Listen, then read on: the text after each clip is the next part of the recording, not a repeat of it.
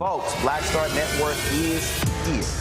Hold no punches! I'm real revolutionary right now. Support this man, Black Media. He makes sure that our stories are told. Thank you for being the voice of Black America, Roland. Stay black. I love y'all. All momentum we have now, we have to keep this going. The video looks phenomenal. See, there's a difference between Black Star Network and Black-owned media and something like CNN. You can't be Black-owned media and be scared. It's time to be smart. Bring your eyeballs home. You dig?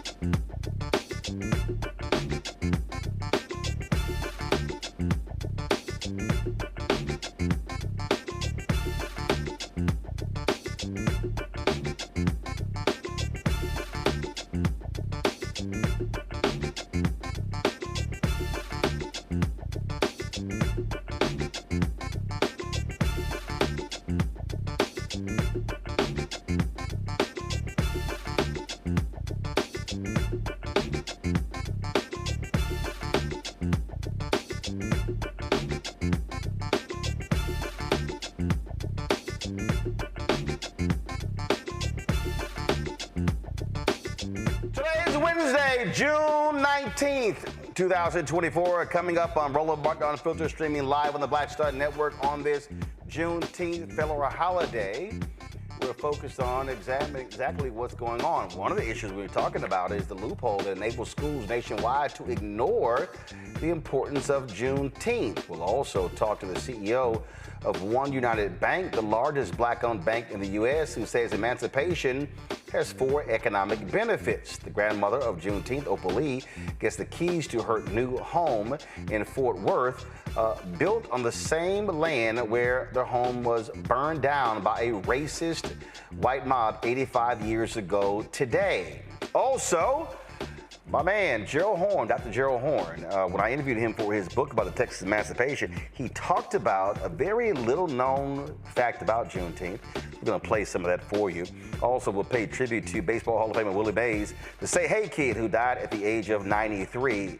Today's also World Sickle Cell Day. We'll talk about the latest in finding a cure for this disease that affects primarily Americans of African descent. And Timberland and Swiss Beats announced that they're going to be distributing Verzuz on Elon Musk's platform, Twitter, or X. All the stuff he had to say about black people, and that's what we're doing. Is that for the culture? I got a few words. It's time to bring the funk on Roland Martin Unfiltered on the Black Star Network. Let's go. He's got it. Whatever the miss, he's on it. Whatever it is, he's got the scoop, the fact, the find. And when it breaks, he's right on time, and it's rolling. Best believe he's knowing. Putting it down from sports to news to politics. With entertainment just for kicks, he's rolling. It's on go, roll, y'all. It's Roland Martin, yeah. Rolling with Roland now.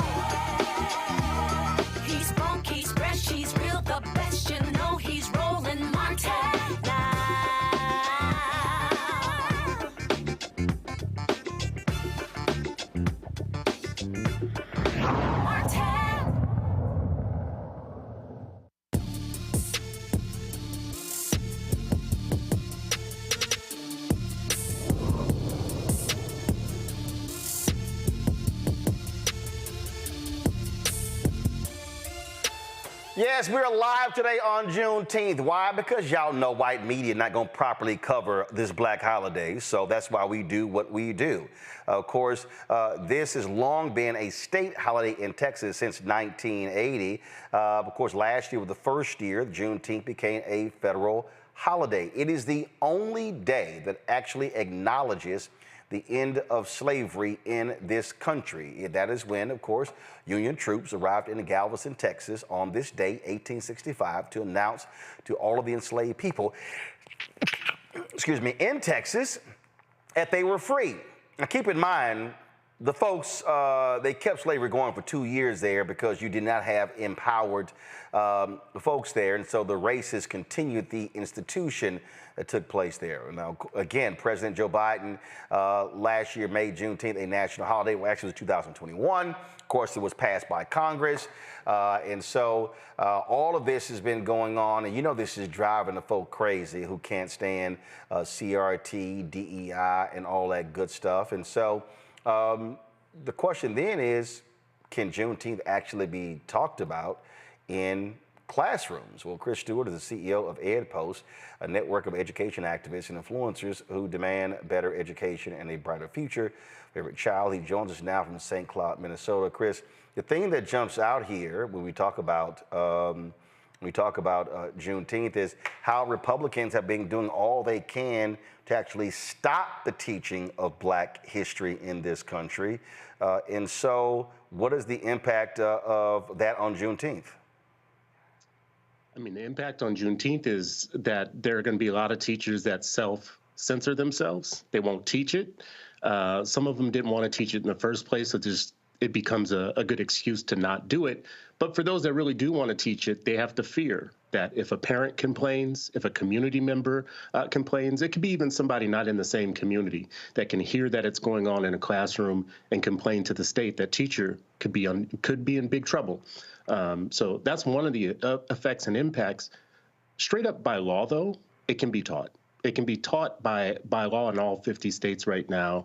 The thing that makes it tricky is that only 12 states mandate teaching Black history, period. And many teachers say the reason that they don't do it is because it's not in state standards. And the even more tricky part is there are these really vague, you mentioned them, anti-CRT laws, anti-Black codes written in the state laws that basically say if a white child is made uncomfortable by some of the teaching, if the teaching wanders into a way where it says that one group of people by their race oversaw another people by their race, that could be a problem too. So teachers just becomes more convenient, more easy to not teach it. And again, we have seen these different attacks, and I'm sure this federal holiday is absolutely driving the racists crazy. Because of the holiday, you can't get, granted, obviously school is out, you still have summer school, but it's kind of hard to get around a federal holiday. Yeah, I mean, listen, I called my bank yesterday, and the message that they had on the bank was, we'll be closed tomorrow for the holiday. Now, every other holiday that they're closed, they name the holiday. We'll be closed for Christmas. We'll be closed for President's Day or whatever it is. But on this particular holiday, they don't even want to offend their customers by saying that it's Juneteenth. That tells you the reason why we need Juneteenth taught. Because if the majority population is going to be this ignorant about us, we can't be too. So we need our Black teachers, our Black schools, our Black parents and community members, and our Black churches just making this an issue. It's got to be part of everybody's agenda to make sure that Black history gets fought for in the same way that other side fought for anti-Black laws to be passed in their states. Well, also I think it's critically important for people to understand that listen to those of us in Texas.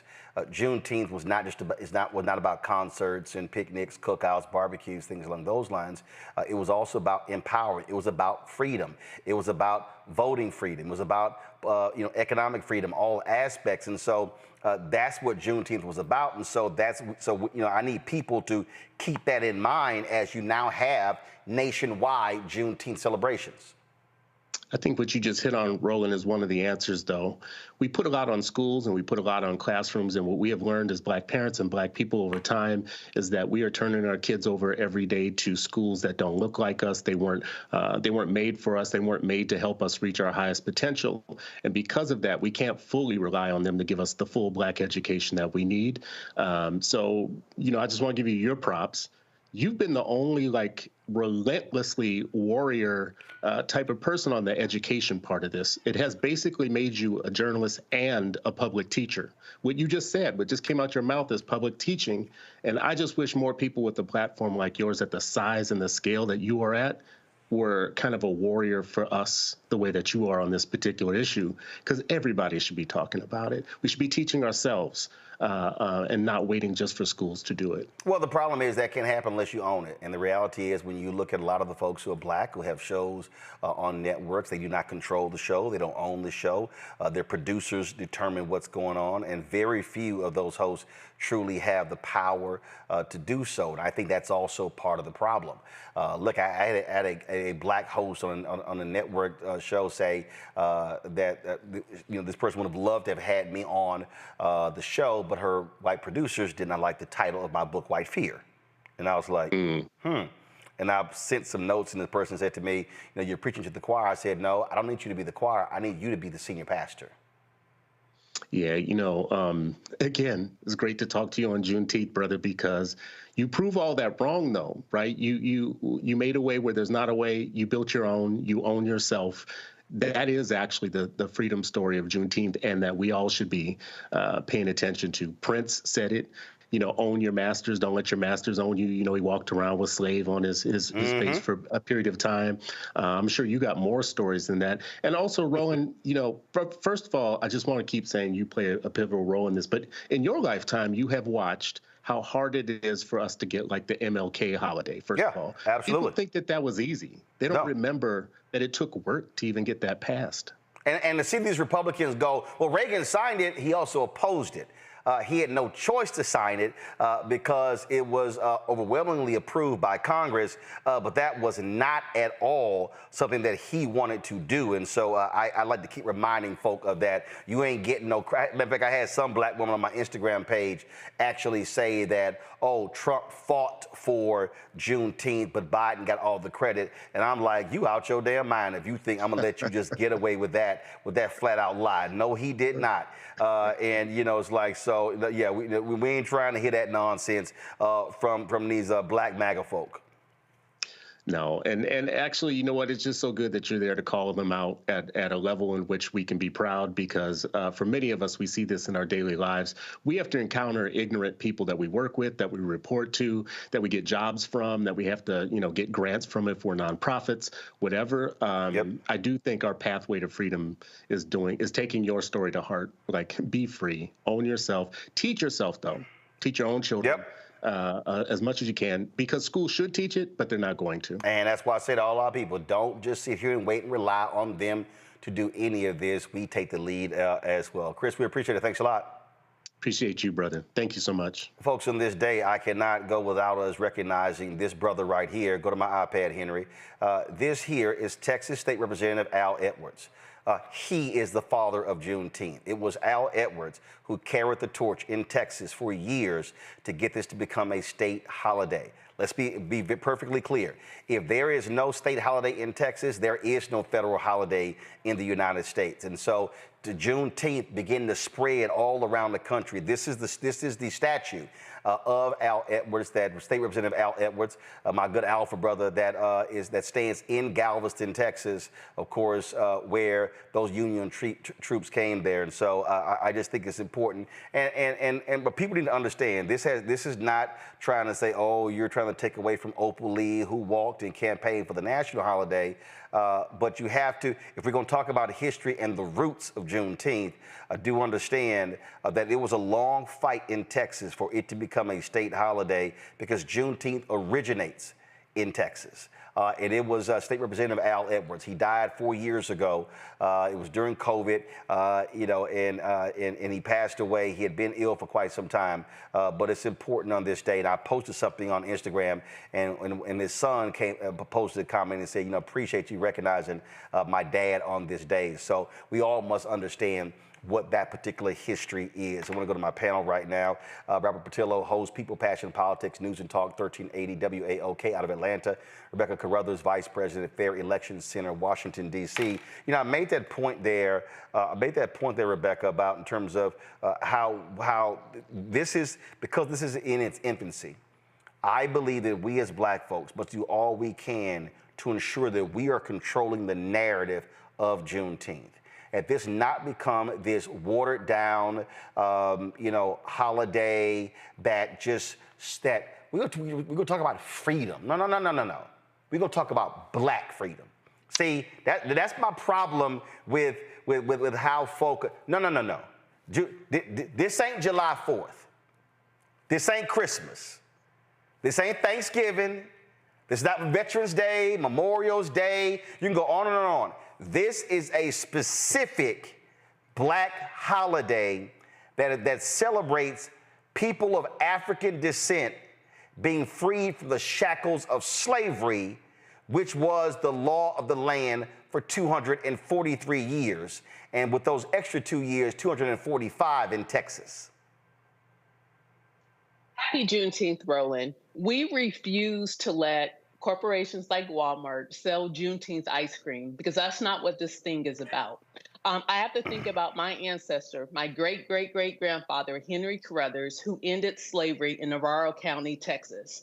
It is because of General Granger's order that my ancestor became free. Unfortunately, many of the Blacks who were enslaved in Texas in 1865 had to finish out through the harvest season. They weren't allowed to actually drop what they were doing and then go on to freedom. The thing about my great-great-great-grandfather, affectionately known as Pap, he founded a town in Texas, which still exists. In fact, it is the first town in Texas that received a historical marker, the first Black town, Black enclave, Black freedmen's colony. Some in Virginia, some of those places were called maroon colonies. I say all that to say is it is up to us to tell the story of Juneteenth, especially those who are direct descendants of folks who became free because of Juneteenth. A lot of the Blacks from Texas. That said, I also want to highlight that when I think about the MLK holiday and the campaign to make that happen, it included our Black creatives who used their skill, used their platform to make it happen. Many of us sing the happy birthday rendition that Stevie Wonder did, but do many of us know that specifically, that happy birthday version that Stevie Wonder recorded was to honor MLK's birthday, and he used that to popularize the campaign to make sure that MLK became a federal holiday. So just like Stevie Wonder used his creative arts to do so, we need many of our Black celebrities, we need our Black creatives, we need those with platforms to help elevate and to show understanding of what Juneteenth is, and that it is Jubilee. It is about us understanding that we need economic rights, we need education rights, we need housing rights, we need voting rights, we need overall civil rights in this country if we are to be first-class citizens in the country in which we built. So Juneteenth is an incredible holiday. I'm very excited that at least on the federal level now, it is recognized as such. Robert? We have to stop depending on the people who used to own us to tell us the story about how we were owned. Yep. You're not going to go to Germany and have Jewish people being taught by Nazis about the Holocaust. You're not going to go to Armenia and have the Turks be teaching them about the genocide. You have to control your own narrative. This conversation has to happen at home, because when we talk about these restrictions that are being put on education and Black history nationwide, just think about what Byron Donald said a couple weeks ago. I don't think he was being obtuse. I think that's what he really believes. There are Black folks in this country that the only version of Black history they've been taught is the Ron DeSantis version of Black history. Things were better during slavery. Things were better during Jim Crow. There weren't all these problems. The family was closer together. Black conservatives all over social media, they are posting Juneteenth as a holiday.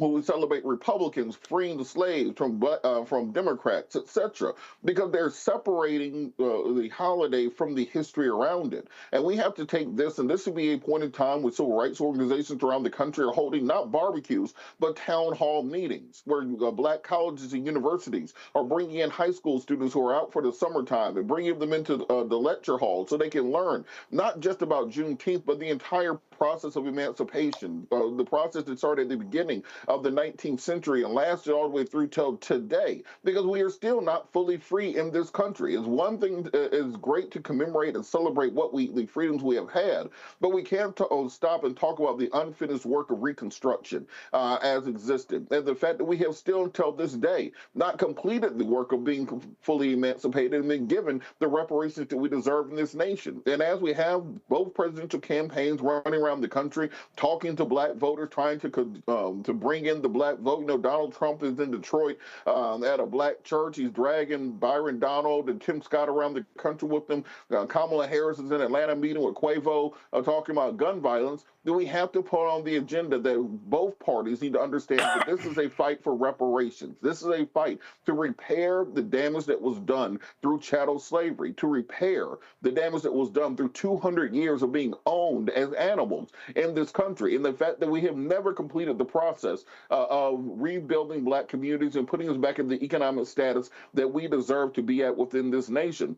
So yes, we should commemorate everything that has happened. I don't begrudge anybody from taking a day off or barbecuing or line dancing or anything else. But at the same time, we as a community have to ensure that we are passing down the story and the legacy of what was stolen from us at the end of Reconstruction. That when the Freedmen's Bureau was set up, what the actual view was and what the plan was to establish the Negro in this nation. And they have stolen that history from us. When they teach it in classrooms, they literally go Civil War, yada, yada, yada, World War I.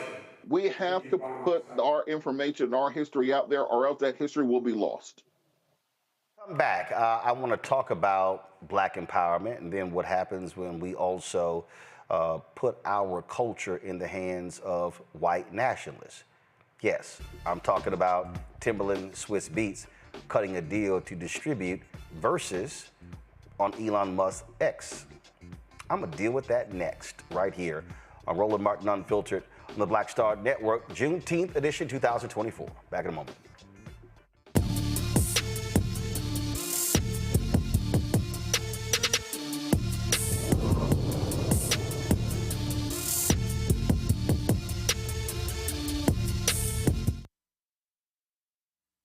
Hello, my brothers and sisters. This is Bishop William J. Barber II, co-chair of the Poor People's Campaign, a national call for moral revival, and president of Repairs of the Breach. And I'm calling on you to get everybody you know to join us on Saturday, June 29th at 10 o'clock a.m. in Washington, D.C. on Pennsylvania and 3rd for the mass Poor People's Low-Wage Workers Assembly and Moral March on Washington and to the polls, and the post effort to reach 15 million poor and low-wage infrequent voters who, if they vote, can change the outcome of our politics in this country. Our goal is to center the desires and the political policy agenda of poor and low-wage persons, along with moral religious leaders and advocates. Too often, poor and low-wage people are not talked about, even though in this country today, there are 135 million poor and low-wage persons. There's not a state in this country now where poor and low-wage persons do not make up at least 30% of the electorate. It is time that the issues of poor and low-wage people be at the center of our politics. Living wages, health care, things that matter in the everyday lives. We will no longer allow poverty to be the fourth leading cause of death in this country. We must let our voices be heard. Join us. Go to our website, www.poorpeoplescampaign.org. RSVP. Get others to come. Get a bus. Get a van. Get on the train. Come and let our voices be heard and our votes be felt. Lift from the bottom so that everybody rises.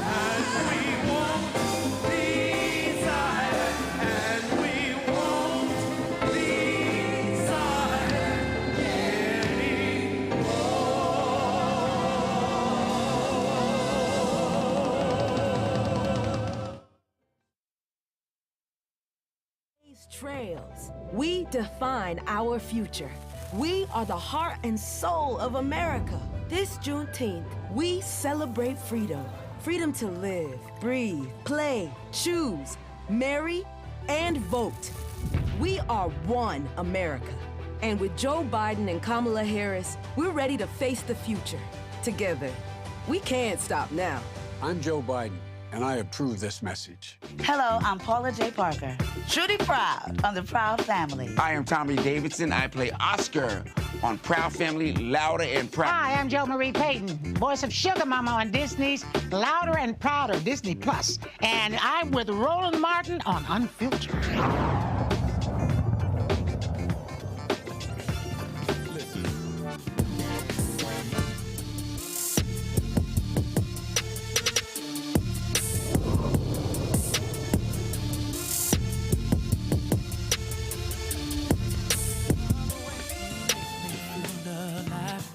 Satisfied, so satisfied.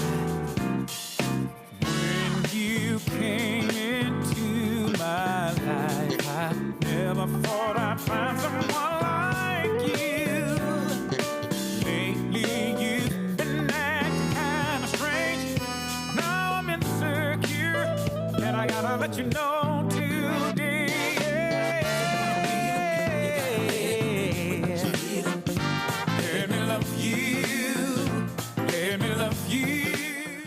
All right, folks, Juneteenth. We talk about freedom. We're not talking about just freedom from slavery. We're not talking about freedom when it comes to right to vote, when it comes to being able to own homes, freedom to be able to walk and go where you are and not be accosted by crazy, deranged Karens and Kens around this country.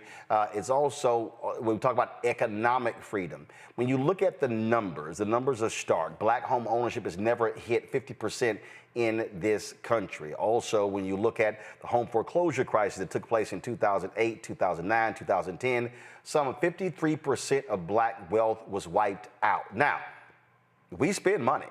We spend lots of money, but we also make a lot of other folk rich. When you hear me talking about the battle, even when it comes to advertising, okay? Y'all have heard me say this numerous times. $340 billion is spent last year. It's probably going to be 350 billion or almost 400 billion this year will be spent on advertising. Black-owned media gets 0.5 to 1%. So one of the reasons why you do not have a black-owned media company of the scale of a CNN or a New York Times or one of those companies is because capital wasn't there. See, a lot of people talk about access to capital, saying, oh, well, you need to be able to access capital to grow. Well, that's not always the case. You also need access to contracts. And so we have to understand that we have significant economic power, not just in terms of how we spend our money, but also how we leverage our money in the marketplace. And that's something that we always should be thinking about on this particular day, whenever there are events. And I've done this. People who brought me in the keynote, I will ask them the question, is that videographer, is that a black-owned company? The folk did the audio visual, was this a black-owned company? Are y'all utilizing black-owned caterers? Or y'all using a black-owned transportation company? See, I ask those questions because if black folks aren't doing that, well then who is? Those of you who support the Black Star Network, y'all know the day we launched the network and I announced it, I had the people on the air. Look, understand, lighting system that's in here, black-owned company. Henry, give me a wide shot. You see this desk right here? This news desk right here was built by a black-owned set design company. That art that down there, that's Leroy Campbell, the art you see there. That green screen over there, that was a black-owned drape company. The artwork that you see in here, black artists. That control room in there, completely done by black engineering companies. And so the reality is, and we utilize black videographers, black editors, and now listen, there are other folk who work for me who are not black. But we make a concerted effort to actually talk to black people, use black people, invest in black people, and help their businesses grow as well. Joining us right now is Kevin Cohee, CEO and owner of OneUnited Bank, the largest black-owned bank in the United States. And so he says emancipation really has to be looked at through 4 economic benefits. He joins us now from Los Angeles. Kevin, glad to have you on the show. And so how do you outline what those 4 economic pillars are? Well, I'm not sure when you refer to 4 economic pillars, what you're referring to. But when I think about the economic paradigm we as Black people face today, I think it's a wonderful opportunity to take advantage of others in helping to build our own communities. For example, corporations. I'm sorry. Corporations as an example. Corporations are more willing than ever to help Black businesses by doing more business with them.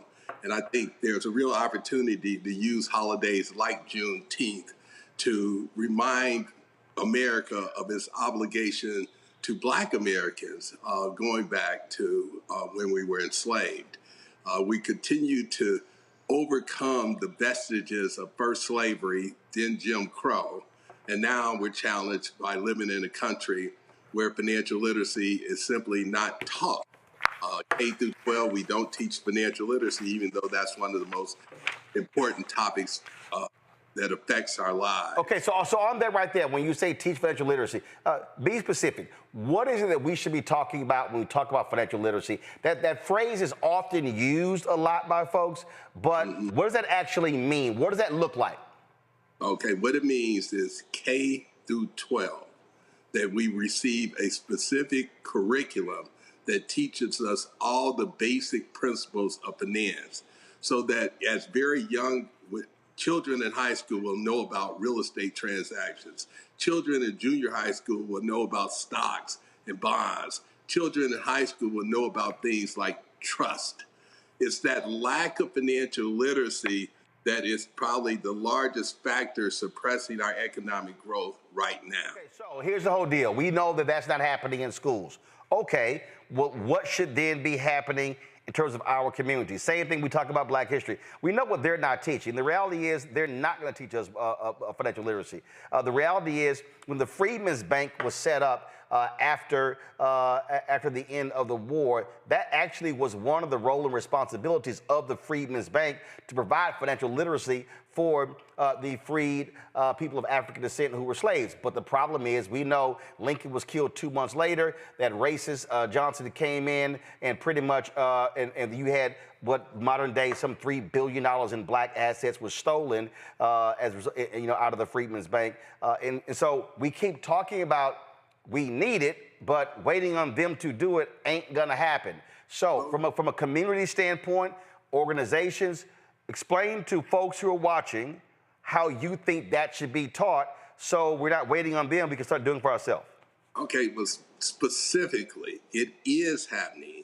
Over 50% of the states in the United States have adopted mandatory financial literacy requirements as a condition of graduation.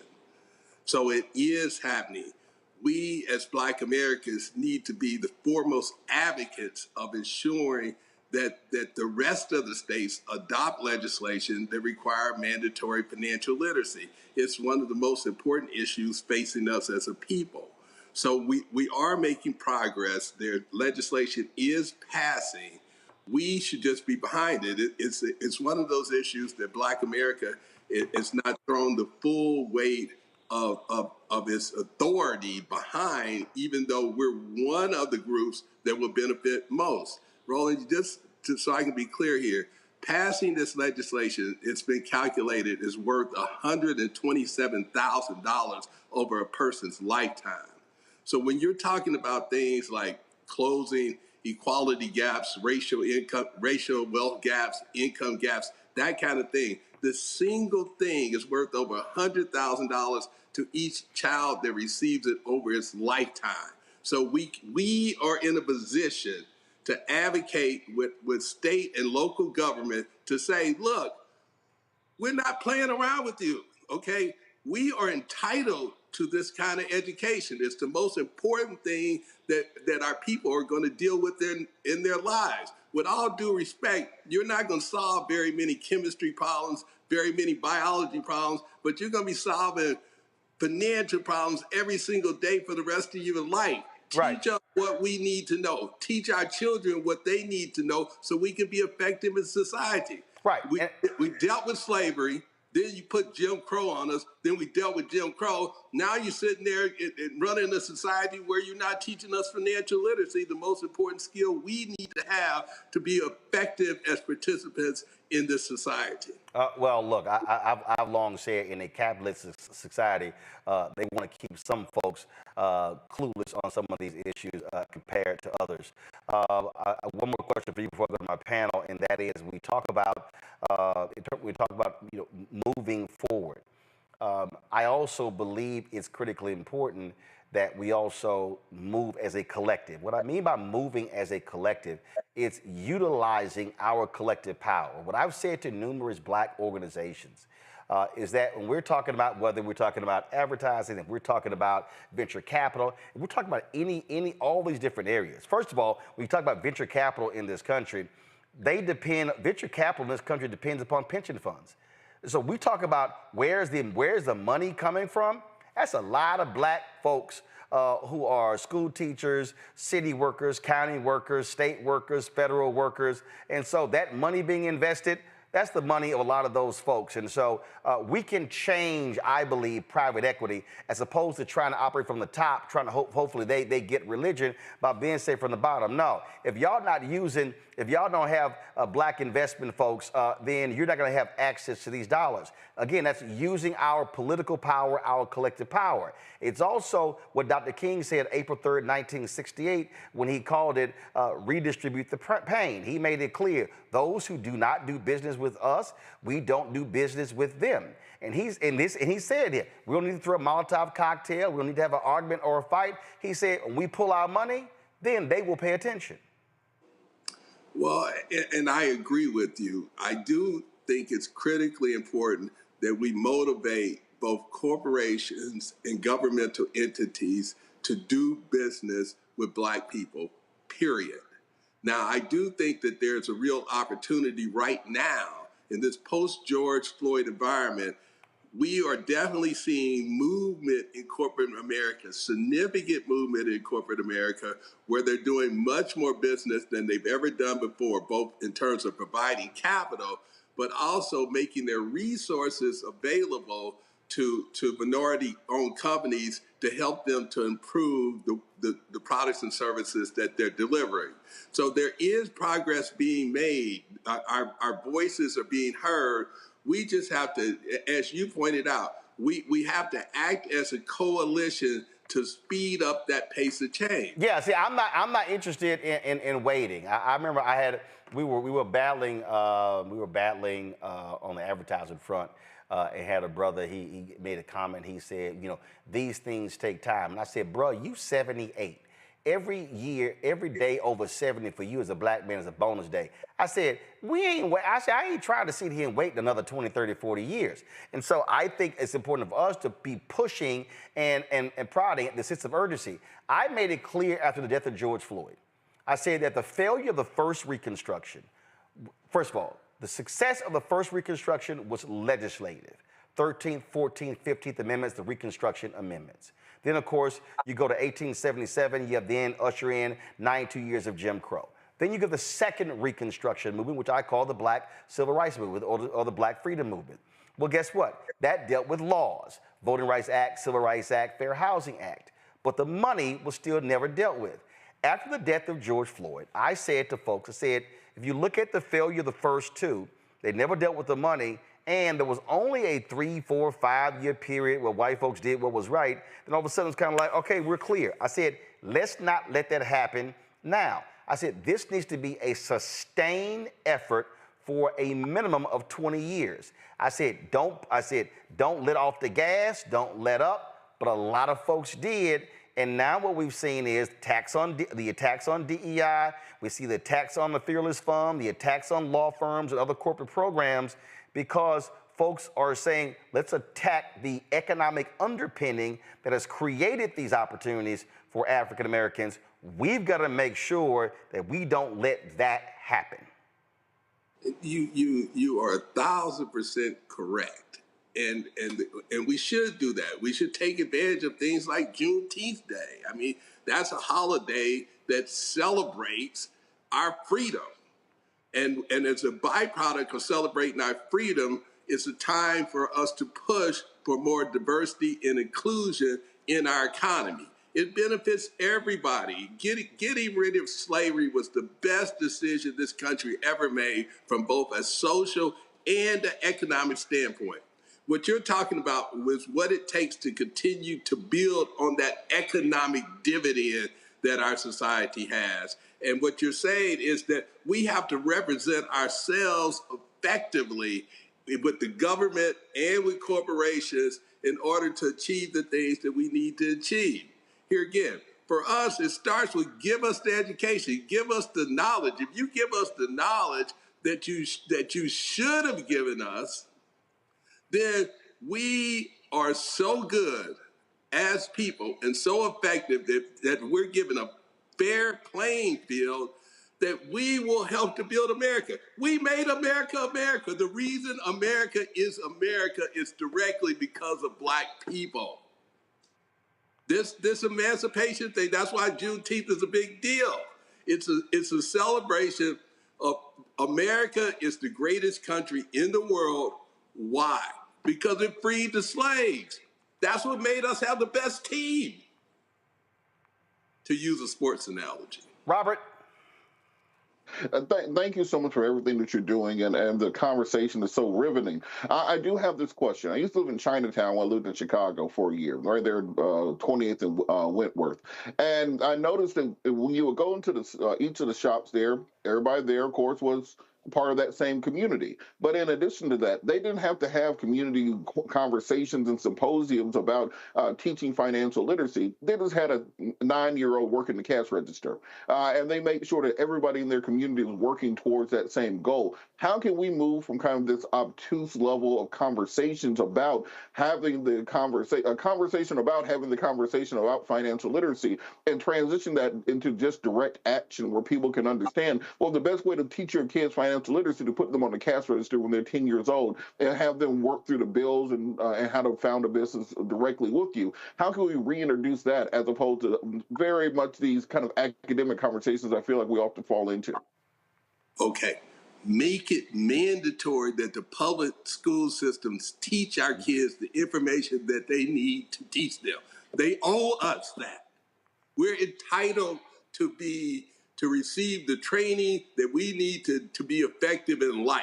Okay, we dealt with slavery, we dealt with Jim Crow, we deal with a society that still has remnants of systemic racism. Let's make them teach us. Okay, once again, if mandatory requirement to teach financial literacy in school is worth over $100,000 over the lifetime of a person. This single thing will change our ability to be effective. Of course, once again, you're absolutely right. In families that have the benefit of being able to pass on financial literacy in a substantive way, those people have a clear advantage. There are numbers of communities. There's religious communities, that are very good at passing on knowledge anecdotally from person to person. We need real training, better than the anecdotal passing around of information, which is important, and it's a wonderful thing, and it will build in future generations, but we need the formal education process put to work to make sure that our children and our people have the knowledge they need to be effective in today's society. One more quick thing. Okay, our society has shifted, okay? Haves and have-nots have historically been determined by the kind of things we're talking about, race and religion and those kind of things. One of the phenomena that's happening today is the haves are now the people who are financially literate, and the have-nots are the people who are not. So that new bifurcation of society, we have to make sure that we're on the financially literate side of that equation, because it affects everything. It affects your ability to get jobs. It affects your ability to do things like start businesses. And so we're at a critical point now. Legislation is already out there. As I said, about 50% of the states have already passed it. Yes, does it have things it needs to work on?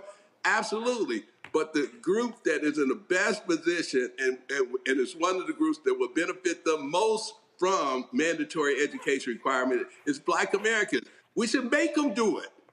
Mm-hmm. Rebecca? Say you're going to do it. We will not let you not educate our kids. Got it. Rebecca? Thank you so much for being on the show tonight. So in 2020, a lot of corporations, including JP Morgan Chase, decided that they wanted to announce equity commitments. So in 2020, JP Morgan Chase announced a $30 billion equity commitment. Since then, they've been partnering with minority depository institutions, namely Black banks, as a way to do like a joint depository or depository backing for Black banks. I have many questions about this program, but with you leading the largest Black bank in the country, is it in the best interest, in the best long-term interest for Black banks to partner with a JP Morgan Chase in this type of venture, or is it better for Black banks just to use federally backed funds in order to provide loans and other services to their customers? Absolutely. Okay. I work with JP Morgan. I work with JP Morgan every single day. Okay. It's not, now the thing is, it's not just JP Morgan, but it's also banks like Citibank that have wonderful programs. They have, those types of companies are working toward fulfilling their commitments. They not only are providing capital to organizations, but they're providing their expertise more importantly. And that's something that cannot be replaced. That expertise is what allows you to grow and prosper. But it's not just companies like them. It's companies like Google, companies like PayPal that are working with corporations, working with Black-owned businesses to make them better businesses, to improve their technology and improve their sales techniques. So the program you're talking about is real. Those millions and millions of dollars and tens of millions of dollars that you're talking about are in fact being invested, and you are seeing progress. Does it need to be more? Yes. That's why I'm like, hey, we need to be out. So we go celebrate Juneteenth. We need to be in the streets. There need to be large corporate celebrations so we can keep the issue of D&I in front of people to let them know, hey, we're celebrating freedom. We're celebrating the fact that by people who were formerly enslaved to be emancipated, that created this wonderful economic opportunity. Let's take it, let's continue to build on that economic opportunity, which is taking the disenfranchised and giving them more opportunities to effectively participate in society. That was the bet on emancipation. Here again, as you all well know, during slavery was over half the economic backbone for over half of the country. We had a country, we had to shed that and make a big bet that by freeing the enslaved people, that we were going to have a stronger, better economy, and we were going to have standing in the world. The social benefit is that as a slave-based society, we would have no standing. Nobody, we would have no credibility. We would be inhumane. We would be brutal. We would be cold-blooded as a country. We couldn't provide leadership. So that was the social part of it. The economic part of it was that if we free the people, that the contribution to the economic growth of our society will be bigger than what we have in this cotton-based, slave-based economy. And it has. It's the best decision the country ever made. Well, but it was not an easy one, and it has not been easy since that Civil War took place, and we continue to have, of course, the 90 years of Jim Crow, and we still are battling to make this a more perfect union, and so that's what our aim is. Kevin, we appreciate it. Thanks a lot. Well, I appreciate you having me. All right. Have a good one. Folks, we come back. I'm going to talk Swiss Beats, Timberland, Verzuz. Why couldn't they do this with a black platform? I'll explain when we come back.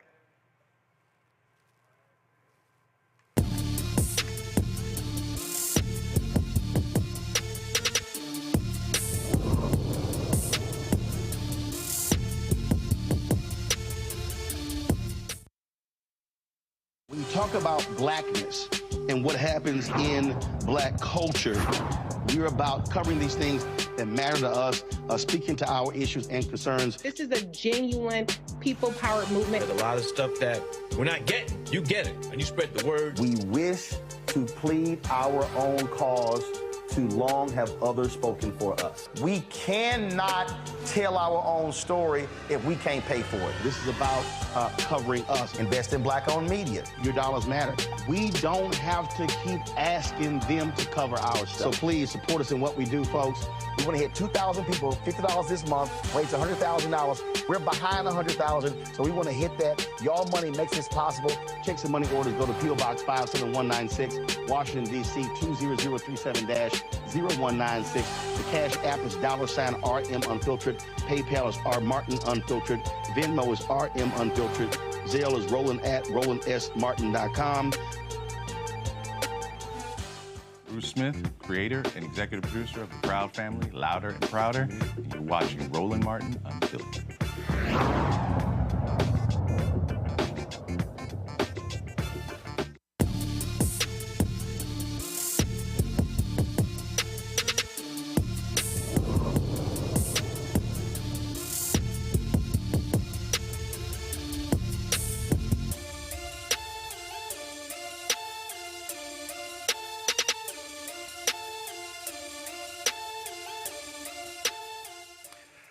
All right, folks, on this Juneteenth day, I was on social media after I played a round of golf, and I saw this story right here, and I thought it was very interesting. Verzuz co-founder Swiss Beats Timberland secure distribution deal with Elon Musk X. The duo maintains full 100% ownership of the platform, with X claiming exclusive distribution rights. And so you see the photo here, the Linda Yaccarino, the CEO of X, and Timberland and Elon Musk and Swiss Beats, everybody all smiles right here. And so I saw this story. And so when I immediately saw this story, what immediately jumped out to me was, here you have a black entertainment platform, if you will. Came about during COVID, was all about the culture, features black people, black artists, celebrating black culture, not just in the United States, from around the world. And it's going to now being distributed on a platform owned by a man from South Africa who, after he bought it, re-platform white supremacists. This is the same Elon Musk who consistently promotes, retweets, and responds to racist content. This is the same Elon Musk who questions the intellectual ability of black pilots. The same Elon Musk who questions intellectual capability of black doctors. The same Elon Musk who frequently attacks DEI. So is this what we mean by doing it for the culture in 2024? See, this is the issue for me, and it always bugs me. That when I often see these type of deals, I often ask the question, I wonder what it would look like if Verzuz decided to say, you know what? We're going to do this on Fanbase, a black-owned social media app. But let's say it's not Fanbase. Christopher Boozy, Spoutable. Spill. You've got Nate Parker, David Oyelowo's Mansa streaming service. Now, I hear this all the time. Black folks will say, well, you know, do they have the capability to do those things? Well, guess what? When you get more followers and you get more resources, then you're able to build capacity.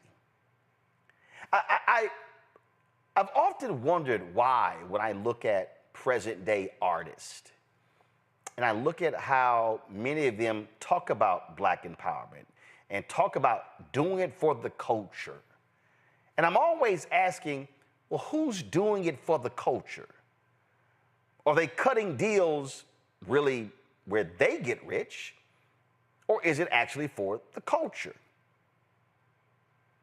If Verzuz did this with a black-owned platform, let's say you take fan base, 700,000 subscribers. Let's say all of a sudden they did a deal with them. Here's what would be interesting. I can guarantee you Isaac Hayes III would have given Timbaland and Swiss Beats equity in fan base. That means that not only would they be owning the entertainment platform, they would be owning the technology platform. And they would be driving hundreds of thousands or millions of new users to, let's say, Fanbase or Spill or Spoutable or Mansa. And now all of a sudden, the value of the platform exponentially grows.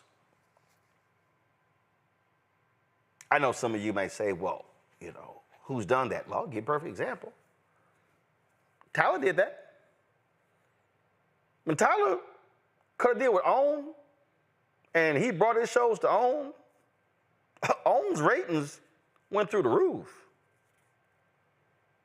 When that deal ended and he went to BET, and he still has a BET deal, oh, trust me, those deals are going, are doing well because eyeballs are following. See, this is the thing that I'm always saying.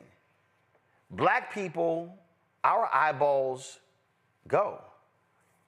But how often are we actually saying, let's bring black eyeballs to something that we own, that we control?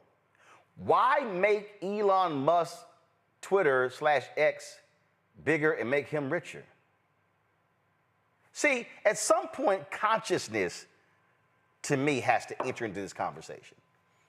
To me, at some point, I would think and I would hope that you would have entertainers today who would be along the lines of Paul Robeson, Harry Belafonte, Sidney Poitier, Diane Carroll.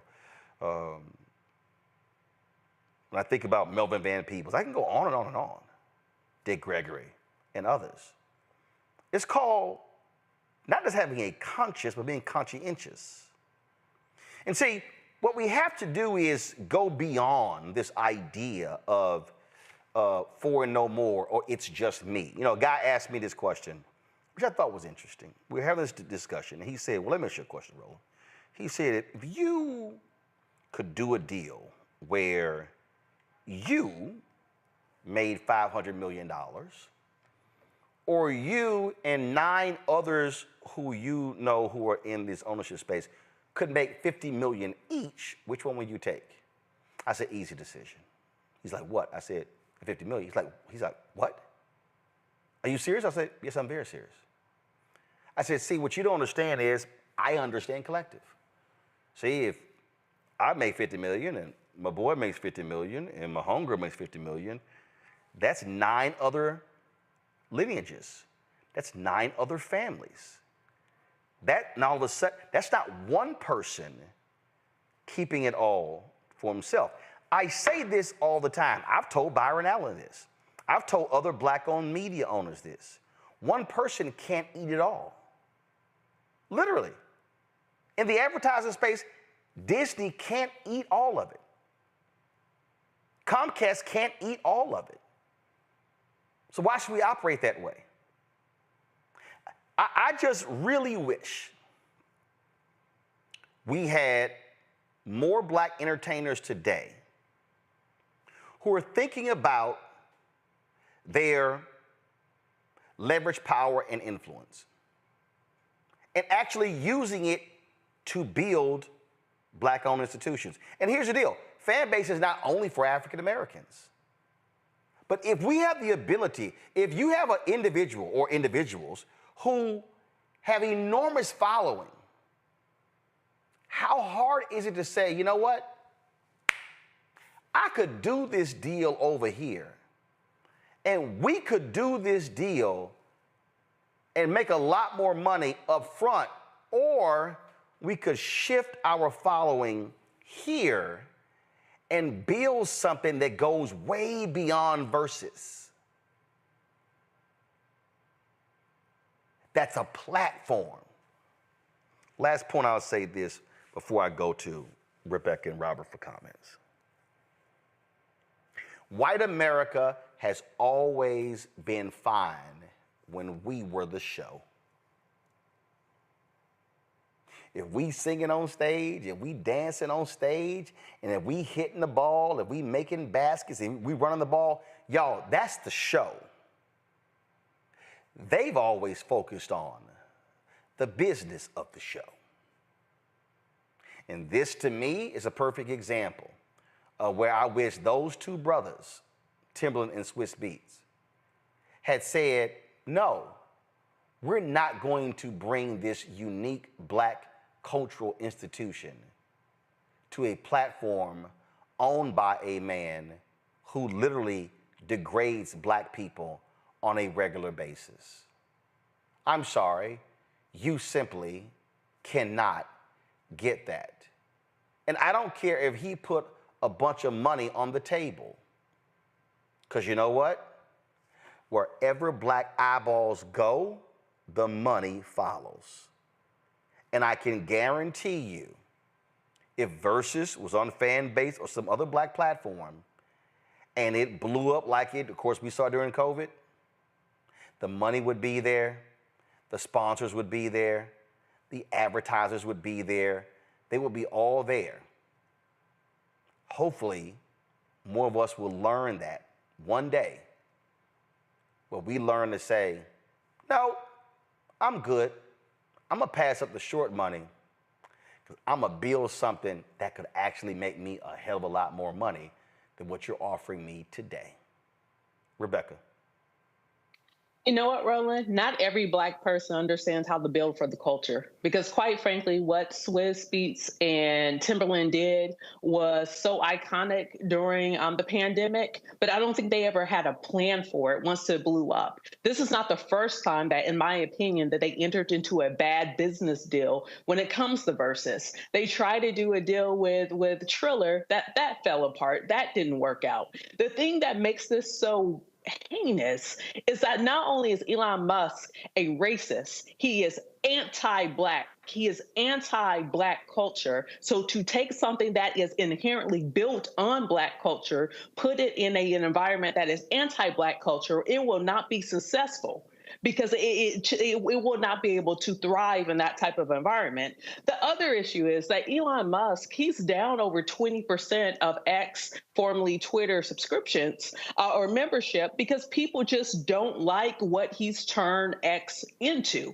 So if these two, Timberland and Swizz Beatz, would have leaned into the culture for the culture, partnered with Fanbase, it actually would have grown the number of users on Fanbase, which is the point, which is why social media platforms try to figure out exclusive licenses with different popular entities. The other reason why I don't think Swizz Beatz and Timberland really understand what to do with Verzuz is that they could have turned it into a multi-billion-dollar music festival, which is what a lot of people screamed at them from the culture, like, hey, you should do this thing, because this thing has the ability to even outgrow and eclipse even the Essence Festival. That's how popular Verzuz was across multi-generations. It wasn't just exclusively to black women, but it also had equal, if not more, appeal to black men. So once again, this shows me that neither of those two understand what to do with Verzuz. And then it's just... Dog, like on Juneteenth, you're going to make this announcement that you're partnering with a racist who lets it be clear that he does not like black people, he does not value black people. Like, that's not for the culture. There's someone that's lost here. There is a disconnect here, and it simply doesn't make sense. Ultimately, I don't think this joint venture will be successful because it's going to miss that missing ingredient. It's going to be missing the culture. Robert? Roland, this is a Socratic experiment. I want people to think to themselves, how often have you seen a black soul food restaurant in a Jewish neighborhood next to a synagogue? How often have you seen a black barbershop in Chinatown right next to their restaurants and their businesses? You don't see those things because those communities keep their neighborhoods, keep their business, keep their economics to themselves. And so the first generation they come in, they open a cleaning service or a restaurant or a daycare, something like that. Then the next generation goes to college and then they're running those things. Then the next generation after that, they become doctors and nurses and lawyers. Then the next generation after that becomes congressmen and lawyers and politicians, etc. And that's how you keep building generation after generation. You can't build a society giving away your intellectual property. You can't build a society investing in other people and giving half your money away to other groups. That's exactly what they're doing right here. The depths of Elon Musk's racism, I don't think people can fully quite understand. And let's break it down a little bit. Before the pandemic, the headquarters of of Tesla was in California. Same with SpaceX, one of Elon Musk's other companies. The reason he left California and moved to Texas was not just the tax breaks, but the regulatory breaks. He did not want to have to comply with diversity, equity, and inclusion standards that they had in the state of California. He wanted to be able to hire who he wanted, when he wanted, and just so happened to be all white guys that he was friends with. So he moved to Texas, where they had less civil rights laws in place. He has supported politicians and making sure to trumpet this message of being anti-DEI. He has said that DEI is DIE, die. He is under the sincere belief that every black person who's in a position of power or authority is there because of affirmative action, that no black person can be qualified for any position of power and authority. Remember, he grew up and his father owned an emerald mine where he would throw emeralds around like baseballs, watching the black workers dig into the ground to their deaths in order to make his family enriched. So this idea that you would go and literally work for ostensibly the South African Grand Wizard in order to get your message out there, to get your music out there, is why we don't have nice things. When you want to wonder why you have so many biopics about artists and singers and black musicians from 30, 40 years ago and they all went broke, this is why. Because you signed a deal with the devil. And guess what? You never win a deal with the devil. And they're going to see that this venture is going to fail because the people who are on Twitter are the people who are fans of David Duke, Turning Point Memos, the Tucker Carlson show airs exclusively on there. Those are the people, that's the audience you're reaching out to. So if you think you're going to put Verzuz right up next to the Nick Fuentes Klan Hour, you're going to miss out. So they're going to learn the hard way, just as everyone else has. You cannot build your business and build your society on the back of anybody else. You're going to have to do the work and build it from the ground up. Indeed. All right, folks, going to break. We come back. We will pay tribute to the Say Hey kid, Willie Bays, who passed away yesterday at the age of 93. You're watching Roland Martin Unfiltered on the Black Star Network. Support the work that we do. Join the Bring the Funk fan club. Send your check and money order. P.O. Box 57196, Washington, D.C. 20037-0196. Cash App, $RM Unfiltered. PayPal, Martin Unfiltered. Venmo is RM Unfiltered. Zelle, Roland at RolandSMartin.com. Roland at RolandMartinUnfiltered.com. We'll be right back.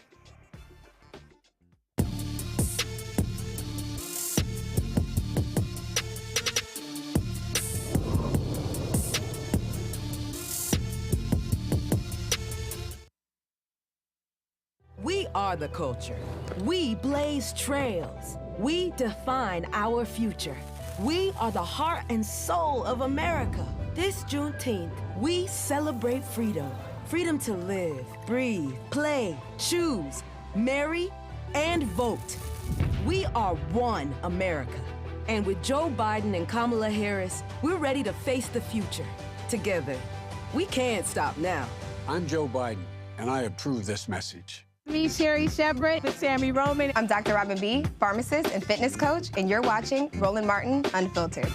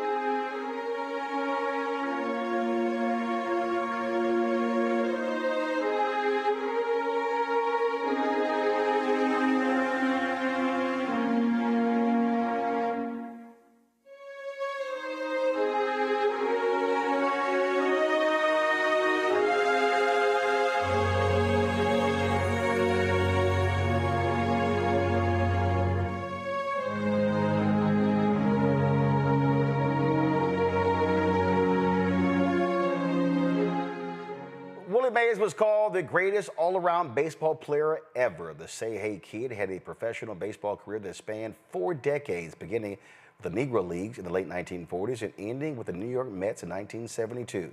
In between, he spent 21 years with the New York Giants, who would later move to San Francisco. Folks, he was, of course, known for his stellar play in center field. And again, he could do it all. He could hit, he could run, he could catch, he could throw. He was indeed an iconic baseball figure. Howard Bryant, sports journalist, author, joins us right now. Howard, glad to have you here. When we think about baseball players of yesteryear, there are these mythical figures, largely because back then you had newspapers and newspaper columnists in terms of how they wrote about them and their exploits. And people often hear the games via radio, and you couldn't actually see it on television until years later. And a lot of times people throw around the phrase the GOAT or great or iconic. For me, there are a few people who sort of fall into that category. Willie Mays was definitely one of them. Yeah, no question. And I think that it's a tough day. Yesterday was a really hard day because when you think about Mays, he's a generation. He's the guy. He's the standard. He's the standard in so many different ways. One of the things that I love about Mays, in addition to his ability, is he really is the first guy, when you think about professional athletes, whose legacy was in his number. I mean, you think about running backs. Okay, there's a generation of running backs who followed number 32 after Jim Brown, whether it was O.J. and the rest of them. But the first guy was number 24. Everybody wanted to wear 24 because they wanted to be like Willie Mays. Ricky Henderson wears 24. Mays. Griffey, Mays. You know, Bobby Bonds Barry wore 24 in Pittsburgh and then wanted to wear it again when he got to San Francisco. 24 was the number that you wore when you were especially a black outfielder, because you wanted to be like him. You wanted to follow him. He was the guy that everybody was in awe of in terms of being able to do all of the things. And yeah, when Willie played from 51 as a rookie, goes to the World Series, and then retires in 73 at 42 in the World Series with the Mets. He was the standard for everything about being a superstar, about being a generational star in a city that already had the Yankees and the Dodgers. He's the standard, and he always will be, as far as I'm concerned. When we're talking about play, what was interesting is that, and I've read several books on Willie Mays and his story. People talk about, again, what happened on the field.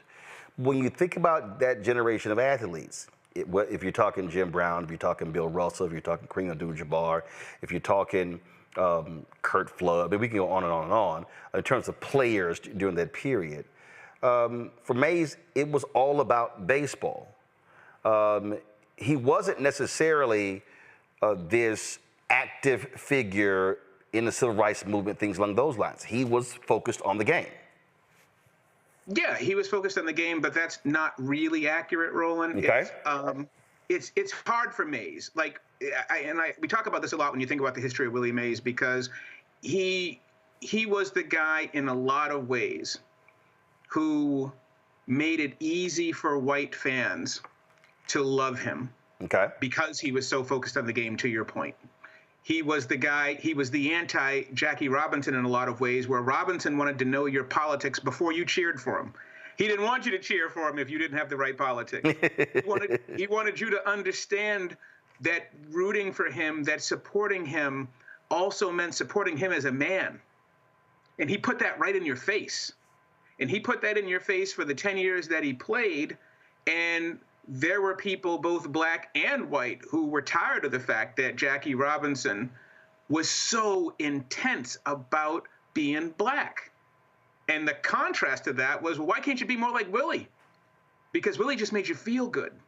Willie made you want to copy his batting stance, even though people copied Jackie's batting stance. Willie made you want to run around and do the basket catch, and Willie was uncomplicated in that way, or Willie appeared to be uncomplicated in that way.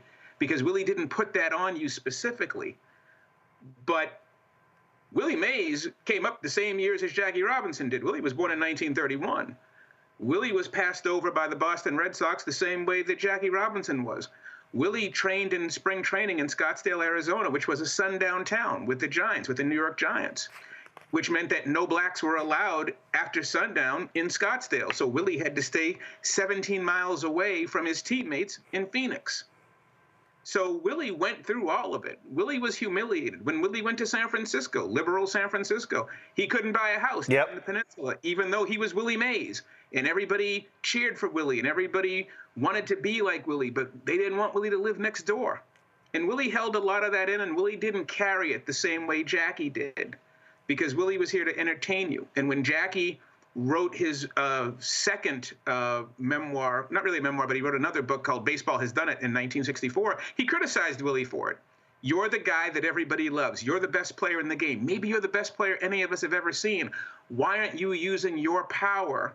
Why aren't you using your influence to get people to also cheer for you and recognize they've got a responsibility that comes with cheering for you? And Willie was in a real difficult spot because it wasn't Willie's way to be like Jackie. So I understood it. I mean, everybody carries it differently. Right. And it doesn't mean that Willie didn't carry it. He just didn't display it the way Jackie did. So, I'm not going to name the famous baseball player, but one of the things that he said that if you look at the major records in baseball, this person said Willie didn't hold any of them. So how could he, when I tell you offline, you're going to crack up laughing. But then again, knowing you probably already know. So when you hear that stated, but he was considered all-around greatest baseball player ever, how? What made him so easy? Well, number one, this is one of the reasons why it's so difficult in baseball today, because baseball has turned selling the game into selling math. They sell analytics. They sell numbers. They sell all these things, and Willie was not defined by any of those things. Willie Mays, when you saw Willie Mays, was eye test central. You watched him, you saw electricity, you wanted to emulate him, you saw, if you were a baseball person, you knew the difference between the guy who put up numbers and the guy who could play. You saw Willie do things that guys couldn't do. When people talk about, you just showed the clip of Willie making the catch in '54 in Game 1 of the World Series. But what that clip doesn't show, if you ever want to show it again, watch how far back Willie's going. Deep center field in the Polo Grounds was 485 feet. That's how far he's running to make that catch. I mean, the ballpark doesn't go that far anymore. It shows you what an athlete, what a ball player he was. This isn't about numbers. This is about what you're seeing and how this man is making you feel. This is what sports is supposed to be all about. You know, it's not an algebra test, launch angle and exit velocity and all the stuff that they sell the game on now. Willie was kinetic. Willie made you want to go outside and play baseball. He made you want to go out and watch baseball. And also, he did put up the numbers. He did hit 345 one year. He did hit 51 home runs one year. He did hit 52 home runs one year. He also missed 2 years to the military in 52 and 53. So if you add, about those years, he was hitting 40, 45, 50 home runs a year. He breaks Ruth's record before Hank Aaron does. So it's not like Willie didn't have the numbers.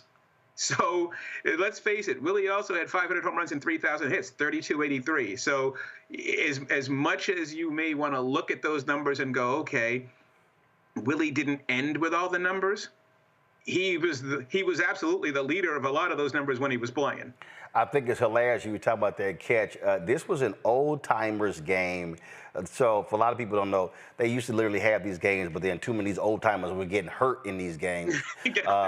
And because they were athletes, and so like the brain was like, go catch that ball. This is an example. This is Willie Mays at 50 years old playing center field. This is and he chases this down, makes falls down, and he's like, damn, like what the hell was I thinking?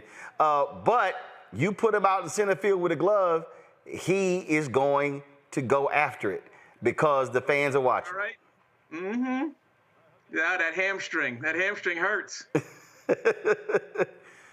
But again, when you put a guy like that on the field, they are going to perform. Well, and that's the thing with Mays is that he's also, representative of the greatest generation, that golden era of New York baseball. You had, the Giants, the Dodgers, and the Yankees all in the World Series during those years. You had Jackie Robinson, you had Roy Campanella, you had Willie Mays, you had Monty Irvin, you had all these guys playing in New York. And it really was the moment where this was when baseball was the sport that was leading in race relations as well, not because everything was great in the sport, but because it was the sport that did it first. And if you wanted to see black competition against white you didn't go to the NFL for that yet. Yep. You didn't go to the NBA for that yet. You had to go to Major League Baseball. And while you're saying that, this is video here of Ernie Banks, Frank Robinson, Hank Aaron, and Henry Aaron, and Willie Mays all together at an All-Star game. That's a hell of a lineup there. And don't forget that those black players, because you look at those guys, you see Mays came up in 51, you see Banks came up in 53, Henry came up in 54, Frank came up in 54. Those guys took those All-Star games seriously because the American League didn't integrate as quickly. They refused to integrate. Outside of the Cleveland Indians, most of those teams didn't want to integrate, including the Yankees and, of course, the Red Sox. And so the black players took the All-Star game very seriously, and they dominated the American League as a message to say, hey, you guys kept us out, and we're going to show you the mistake that you made by keeping us out, by killing you every summer during the Midsummer Classic. This is a video we've seen a lot. Willie Mays playing stickball with the kids in New York City.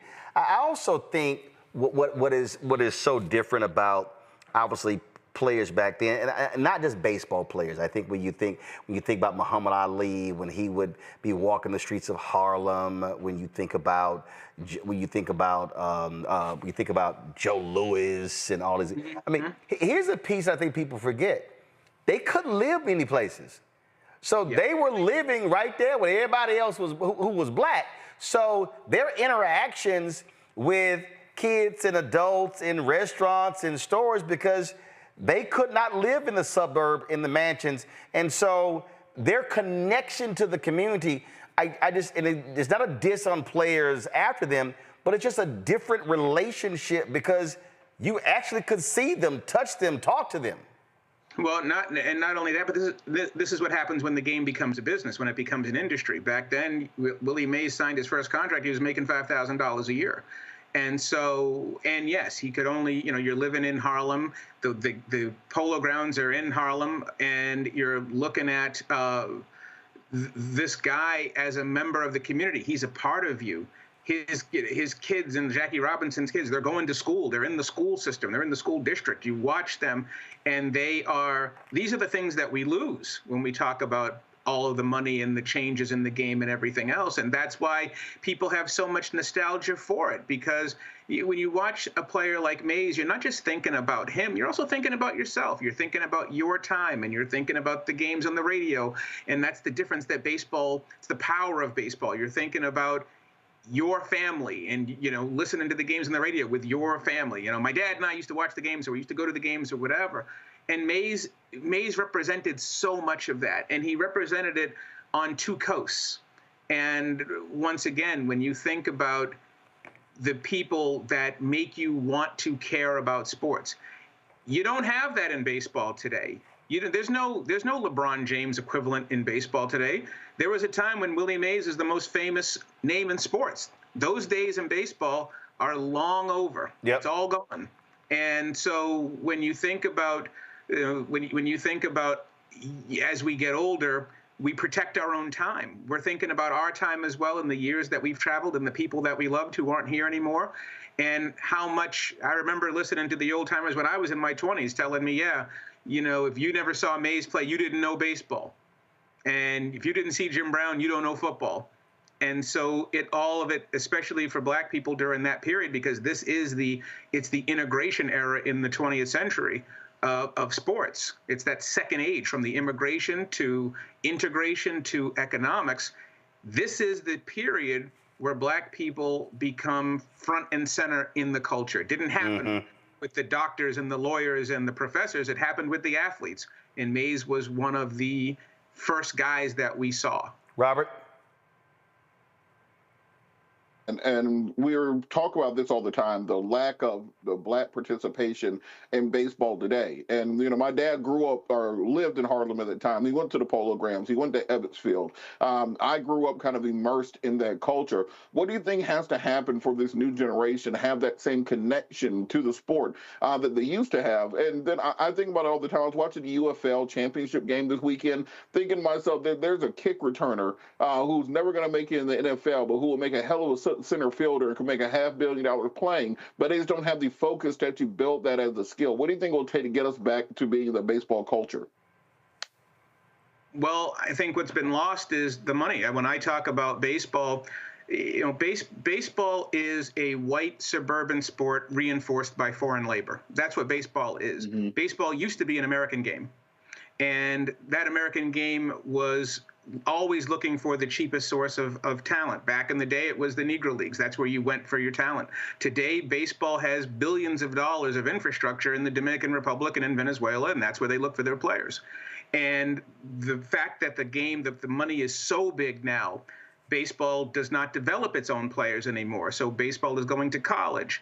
College baseball is less than 2% African American.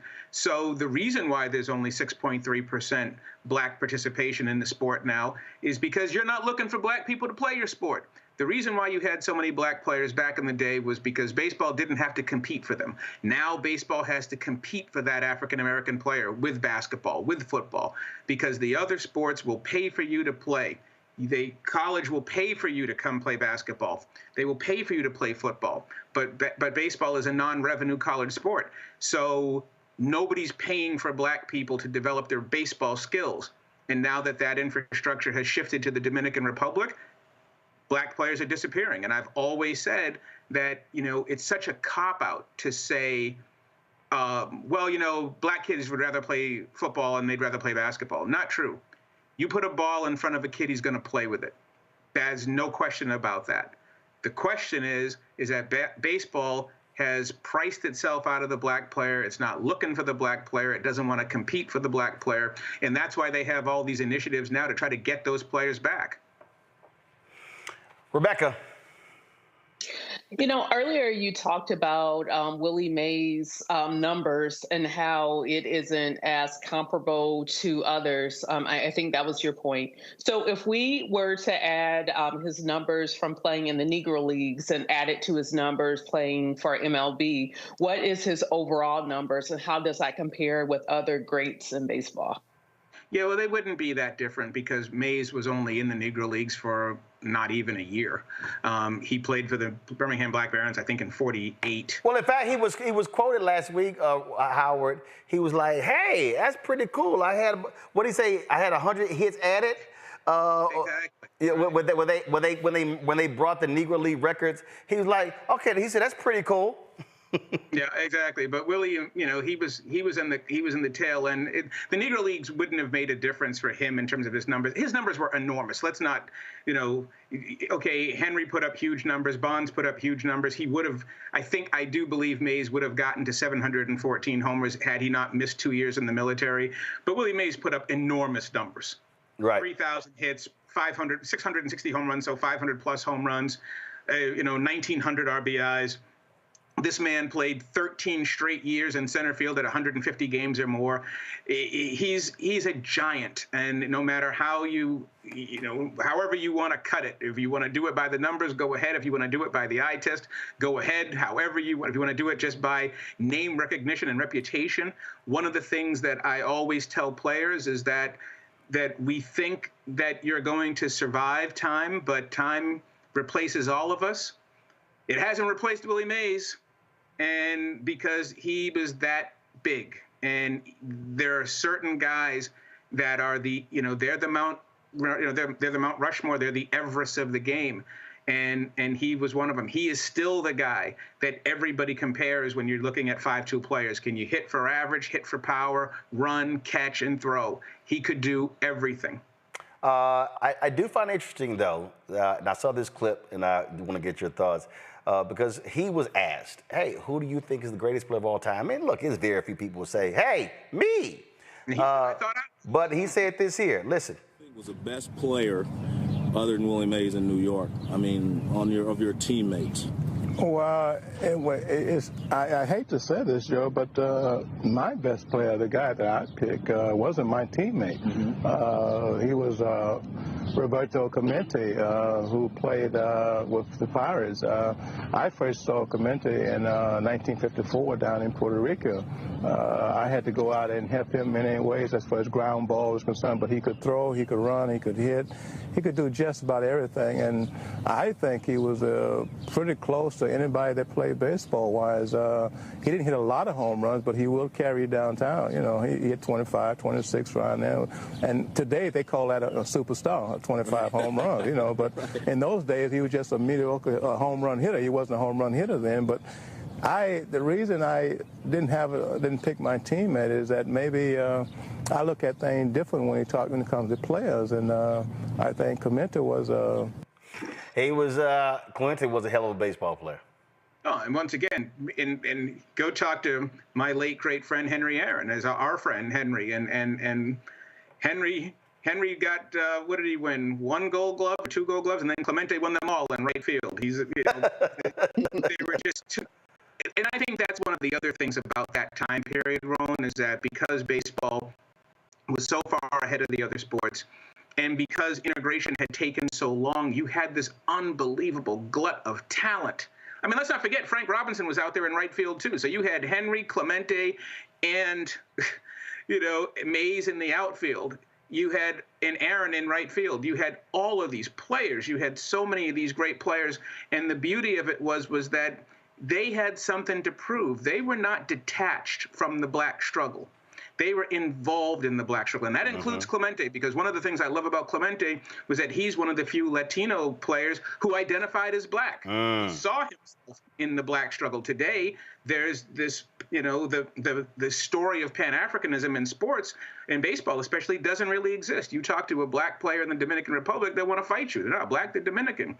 And so this is one of the things where you make a concerted effort to mention the black players for being black, because those players at that time, they, as much as Mays got criticized for not being as vocal as Aaron or not being as vocal as Jackie, you talk to Mays. I remember first time I interviewed him, he told you all about what he went through as well, and how much it hurt him that people looked at him as though he wasn't committed to black people.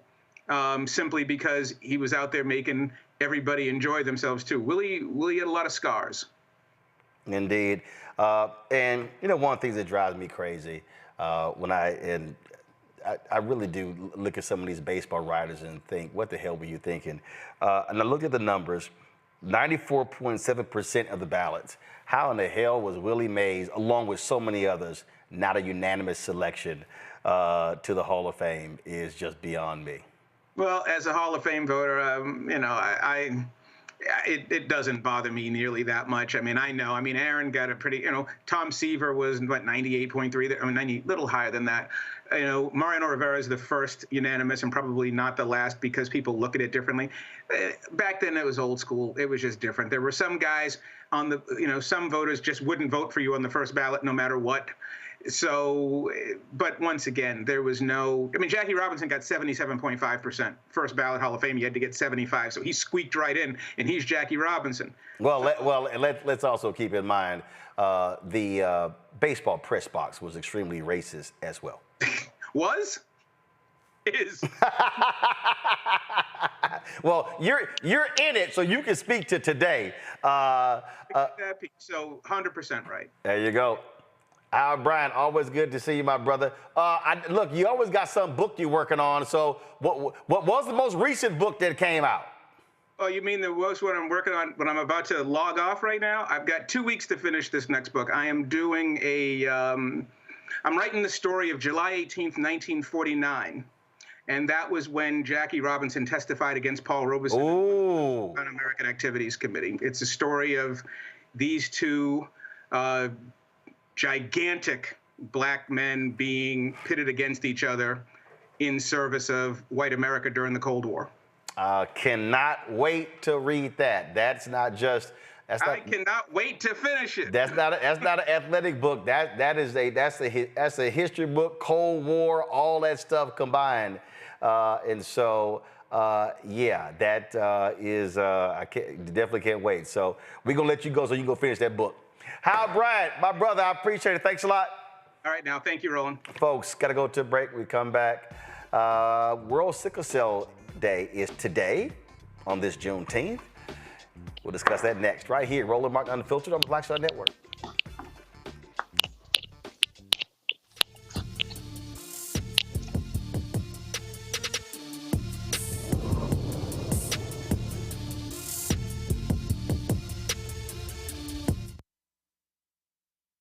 Hello, my brothers and sisters. This is Bishop William J. Barber II, co-chair of the Poor People's Campaign, a national call for moral revival, and president of Repairs of the Breach. And I'm calling on you to get everybody you know to join us on Saturday, June 29th at 10 o'clock a.m. in Washington, D.C.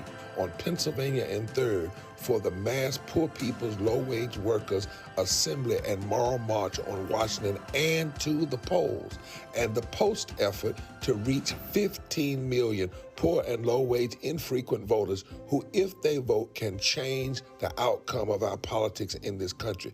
Our goal is to center the desires and the political policy agenda of poor and low-wage persons, along with moral religious leaders and advocates. Too often, poor and low-wage people are not talked about, even though in this country today, there are 135 million poor and low-wage persons. There's not a state in this country now where poor and low-wage persons do not make up at least 30% of the electorate. It is time that the issues of poor and low-wage people be at the center of our politics. Living wages, health care, things that matter in the everyday lives. We will no longer allow poverty to be the fourth leading cause of death in this country. We must let our voices be heard. Join us. Go to our website, www.poorpeoplescampaign.org. RSVP. Get others to come. Get a bus. Get a van. Get on the train. Come and let our voices be heard and our votes be felt. Lift from the bottom so that everybody rises.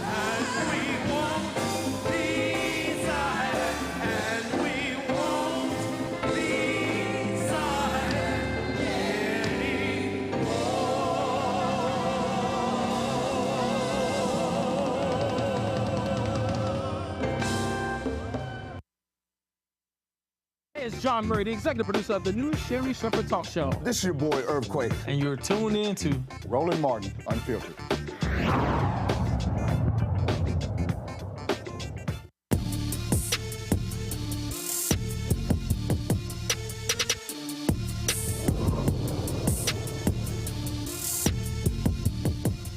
Sickle cell disease is an inherited blood disorder in which the red blood cells are shaped like an S or sickle. This incurable disease causes pain, fatigue, and infections. It also increases the chances of a stroke or heart failure. It disproportionately impacts people of African descent. With about 100,000 Americans living with the disease, it occurs in 1 out of every 365 African Americans. About 1 in 13 Black or African American babies born in the U.S. have the sickle cell trait. There's been lots of groundbreaking research in this area. Joining us right now, Dr. Katani Lemieux, an associate professor from Xavier College of Pharmacy, Dr. Ivan Jubilee II, a sickle cell researcher from the Louisiana Cancer Research Center. Glad to have both of you here. First of all, you know, I remember, I mean, there used to be a lot of attention on sickle cell. I remember in the 70s and early 80s, there being a national telethon for sickle cell, because I remember we were going door to door raising money. And so there was emphasis, again, 70s and 80s. Do both of you see how it's lesser known today and less focused today than it was in the past? So good day to you, Roland. And I would say yes. I believe what happened during that time, or when you're talking about the genesis of awareness and fundraising, there were 6 centers, what they call comprehensive sickle cell centers, established around the country. And as a result of that, these were funded primarily by the National Institutes of Health. And so what has happened over time is that those centers are not, they don't crosstalk. So where they may be servicing, and there are only 6 of them. So they're in Atlanta, it's in Nashville, it's in the LA area, and one is in Dallas. So they're in specific areas, so they don't service everybody who needs this type of care. And also one of the things is, so they're not well funded. While they did get funding, they weren't well funded to fully support and continue to engage with and then educate and improve the care of these patients long term. So the long and short of it is, yes, these centers were established, but if you give a center money and you don't give them enough money, and then you don't give them continual support, and then you don't give them the infrastructure to crosstalk and to share and engage in that way, then there are some things that are going to be lost. And so that is what is happening. And over here in the more recent past, has there been an evolution and a resurgence and discovery in the field. And so it's a really exciting time to be able to talk about new discovery in sickle cell disease. Is there because I know I've met different people, is there a national sickle cell foundation, or is part of the problem that there are different groups, and so you really don't have sort of this central organization that's focused on this? That's correct. So there is there is an organization, but there are 6, if you will, established centers that don't have their synergy to crosstalk. And so that's a part of it. But also advocacy, and I'm going to yield to Ivan and ask him to talk a little bit more about the advocacy component, because that's a big part of it too. Galvanizing your elected officials to support legislation and policy to generate funding for this area. That's a huge part of it too. So he spent some time doing an internship last summer that opened his eyes to a few things that I'll allow him to share. Hello, how you doing, Roland? Very glad to be here. So during my internship, it was with a company called Global Blood Therapeutics, and they specialized in sickle cell disease. They had one of the 4 FDA-approved therapies on the market, and it was titled Oxbryta. And during my time at that internship, my eyes were really just opened up to the inequities that characterize sickle cell disease. Everything from lack of funding, right? Bad Medicare policies. The fact that a lot of patients, while they have a doctor, yes, their doctor isn't all the way qualified to actually thoroughly deal with sickle cell disease. And, it's just things like this where, if you get this information into the hands of people that can make a difference, it can make the world of a difference to these patients. Because a lot of the times, people just aren't aware of these. They aren't aware of these issues. So that's the whole point of advocacy is bringing light to issues, so that while you personally may not be able to fix the issue, you can get the information into the hands of someone who potentially can. Questions from my panel, Rebecca. Thank you so much for bringing awareness to this. I'm thinking about growing up in the 80s and hearing a lot more about sickle cell. In fact, I'm thinking about my cousin Keith, who's now in his 70s, learning he has sickle cell, and then learning that there was a connection to premature death with those with sickle cell. So for our audience, what are things that the audience need to know about sickle cell, living with sickle cell, and even understanding like the testing to determine whether or not someone carries that trait? I can take this. Mm-hmm. So with sickle cell, right, it really spawns from a genetic mutation, right? And so we have what's called the sickle cell trait.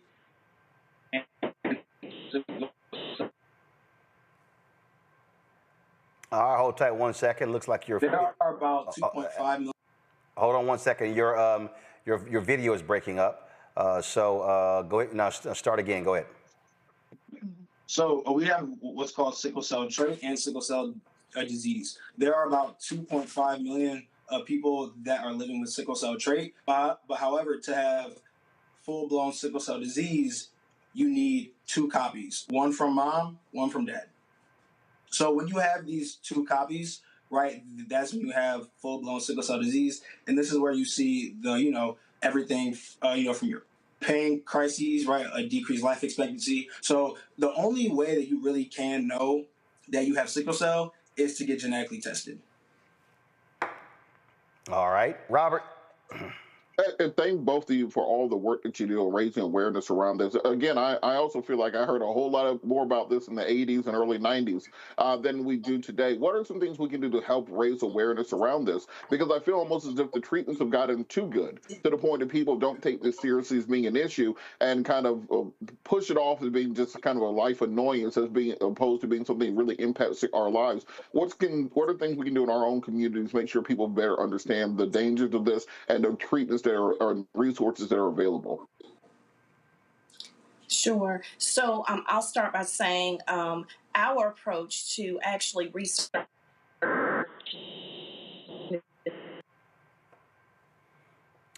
Hold tight 1 second. Looks like, hold up. I need you to begin your thoughts again. We get some video interference. Go ahead. Sure. So our work stemmed from using an NIH research program called the All of Us Research Program that's seeking to enroll 1 million people. With that, as diverse as the nation, this initiative allows all of these people to enroll and actually be synergistic in one data set. Now, by having one data set is when we were able to ascertain, we were able to see certain trends and patterns as far as opportunities to better treat patients. So that was one of the things we were being able to say. So synergizing the data, being aware. One of the things that I would push would be funding to actually allow these 6 sickle cell centers to crosstalk and actually be better engaged where they can actually share information, because that's a huge gap that is going on, so that one can improve treatments and actually share best practices and evidence-based medicine. So that's one thing. There are some new treatments on the market, and I would say that both Ivan and I are at Xavier University of Louisiana. So I'm a professor there, and he's a recent graduate, Dr. Jubilee, who is a pharmacist. And so he will talk about some of the newest treatments that were just approved by the FDA in January of 2024. So this is really important information. Right. So, and then when looking at the new treatments that we have, there are 2 hold tight 1 second. Again, we're getting lots of interference. Okay, I think you're back. Go ahead. There we go. Go ahead. We have 2 therapies now. We have 2 therapies now. We have Cadgevy and Lisfeni. And so with these therapies, they actually cure sickle cell disease. But the issue is cost. They're upwards of $2 million. So, and when we look at sickle cell patients, a lot of these patients are on Medicaid. So these patients aren't high-income patients. So while, yes, when you put the headline, sickle cell disease is cured, or there's a cure for it, who's going to pay for it? And that's what it comes down to. So funding is such a big issue because a lot of these patients, they rely on government funding for their treatments. But who's going to pay for it? So that's, a big push for advocacy groups as of right now is trying to, because while, yes, these treatments are great, it doesn't matter if no one can take it. So that's kind of where we are now. All right, then. Well, look, we both appreciate both of you for coming on today. Thank you for your work. Thanks a lot. Thank you. All right, folks, got to go to a break. We come back, a couple of more Juneteenth items to talk about right here on the Black Star Network. Back in a moment.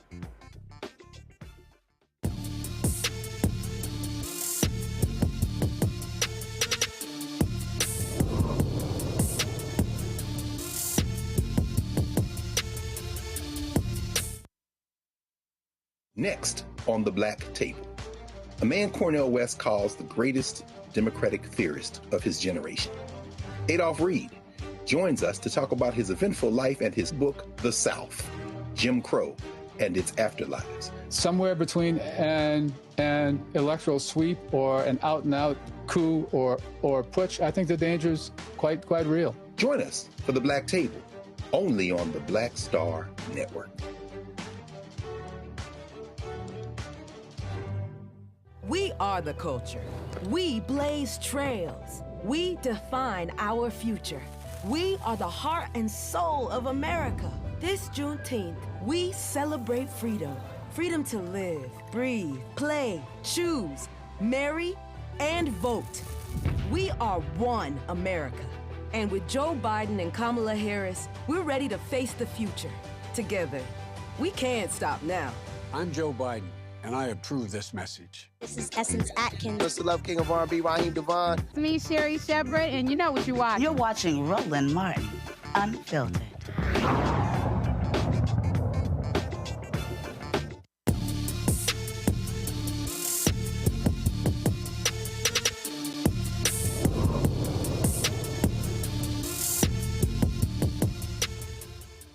Folks, the grandmother of Juneteenth, Opal Lee, received the keys to her new home, built on the same lot that her family was driven from by a racist mob when she was 12 on June 19, 1939. Habitat for Humanity gave the 97-year-old Opal Lee back the land her family owned in Fort Worth, Texas. Here's Lee talking about the home. I don't know how to describe how happy I am and how I plan to have an open house and invite all the neighbors in. I'm looking forward to meeting my neighbors. My parents bought a house here at this location in 1939. And we moved in, we were only here 5 days. And on the 19th of June, people started gathering across the street, and the paper says it was 500 people. Those people drug the furniture out and burned it. They did despicable things. I just so want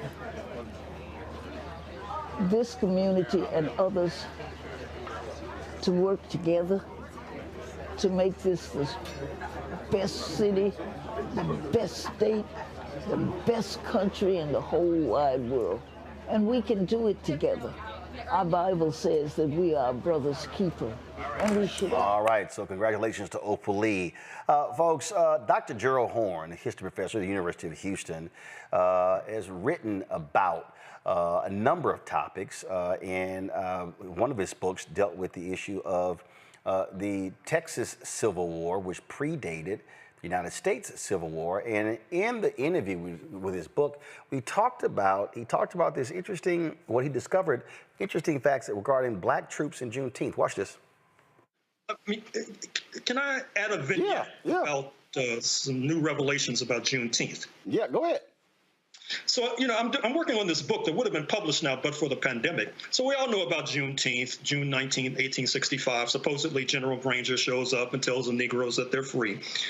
But what's downplayed is that he was accompanied by 75,000 so-called colored troops. And why did he need so much backup? He needed so much backup because the settlers in Texas, which was the Confederate state least damaged by the Civil War, and was the Confederate state in which slave owners from Louisiana and Arkansas were bringing their enslaved during the Civil War, because you saw the black population increase exponentially. They had this idea of resuming slavery in Texas. And not only that, but recall that Mexico, the southern neighbor of Texas, was then under French rule. They were supporting the Confederacy. And so many of the black people were going to be deported into Mexico to continue slavery. Jefferson Davis, the head of the Confederacy, he was captured after the fall of Richmond trying to escape to Texas so he could lead this rebellion. And so these 75,000 black troops then became a hammer against the French troops in Mexico, against the Confederates in Texas. and helped to save the United States from resuming the U.S. Civil War under a different guise. Wow. And that, I actually had not heard that. Where'd you discover that? I've been spending a lot of time doing research in the past few months during the pandemic, reading microfilm on lockdown, U.S. State Department reports from Mexico, for example. Also, excuse me if I'm going on too much about this. Go ahead. But I keep telling you, Gerald, it's a black-owned show. We good. Go ahead. We can talk about black stuff. We good. Okay. So the French in Mexico had brought African soldiers from Algeria, which they had colonized in 1830, and also from Egypt and Sudan, which they deeply influenced, thousands and thousands to Mexico as backup. And that's why General Granger needed these 75,000 so-called colored troops, because this was going to be, pardon the expression, another battle royal that was going to unfold. And the man in charge of the Confederate effort, Matthew Fontaine Maury, M-A-U-R-Y, who until last year had a statue in his honor in Richmond, Virginia, he was the mastermind of this plot to continue slavery. And by the way, even before then, he had this other diabolical plot of deporting all the black people. This is before the U.S. Civil War, deporting all the black people to Brazil. And that plot was also thwarted, which helps to explain why we are now in North America speaking English and not in Brazil speaking Portuguese. Wow. That is some deep history right there. Folks, if you want to learn more about that, this is the book that you should check out by Dr. Gerald Horne. It's called The Counter-Revolution of 1836, Texas Slavery and Jim Crow and the Roots of U.S. Fascism. And trust me, it is a fascinating read. Gerald did some amazing research there. And that book is one of the reasons why when they have Texas Independence Day, I don't celebrate that. I don't acknowledge it. I think it's a trash day because for people who don't understand the history, the white folks in Texas were the reason they fought Mexico was because Mexico, they abolished slavery. And the Alamo, remember the Alamo? If you black, don't be shouting, remember the Alamo, because the Alamo was a battle over slavery. That's what it was all about.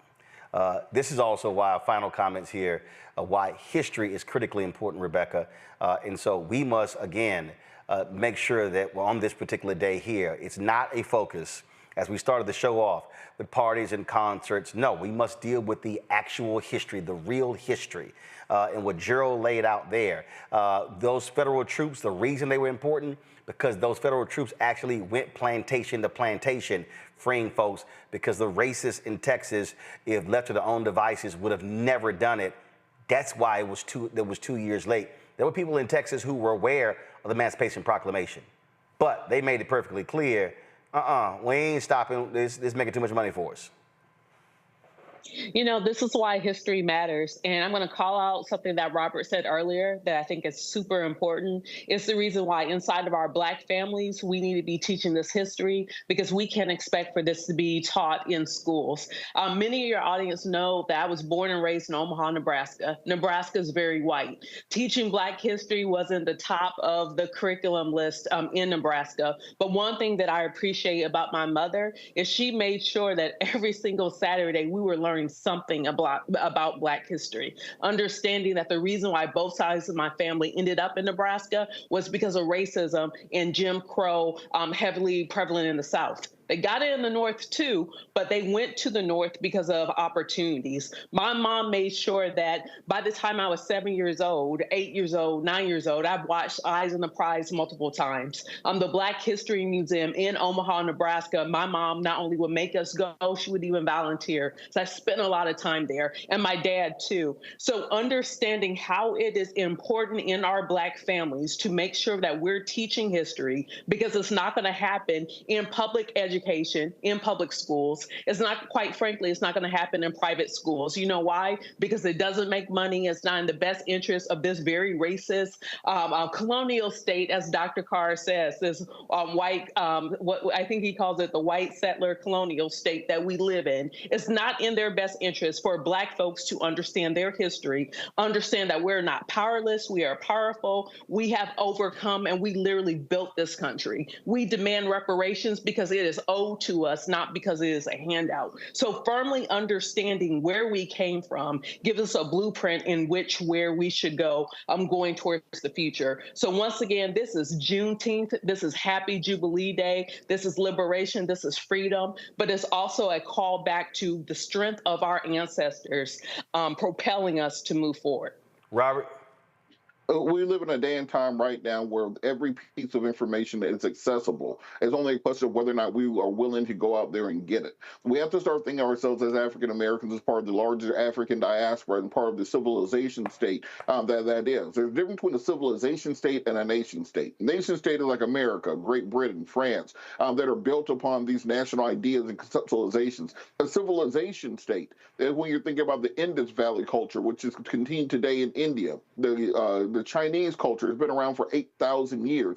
The cultures like the Slavic cultures in Russia, they're descendants of those same people. These are civilizations that last and have continued throughout time. We are the progeny of exactly that. And when you start seeing yourself as part of this larger African civilization state, you stop being subjugated by these trivial pursuits and ideas put upon you by these trivial nations of Western Europe, and start seeing that we are part of a bigger project, a part of a bigger culture, part of a bigger civilization. And we have to start thinking of ourselves in that way and building upon that.